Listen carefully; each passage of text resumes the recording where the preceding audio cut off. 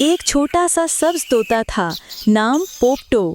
वो रंगीन पर नहीं उड़ सकता था क्योंकि उसके परों में जादू ही नहीं था। जंगल के सब परिंदे उसे छेड़ते, उड़ने वाला तोता। पोपटो उदास होकर एक तन्हा आम के दरख्त पर बैठा रोता रहता।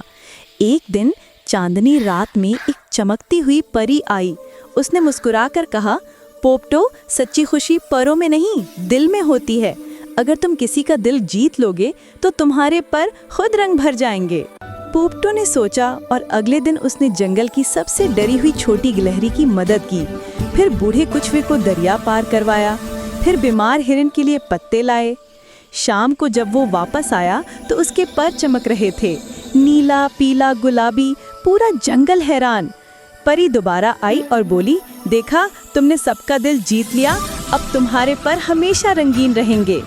तब से पोपटो आसमान में सबसे खूबसूरत दायरिक्शा परिंदा बना और जंगल के सब बच्चों का सबसे प्यारा दोस्त।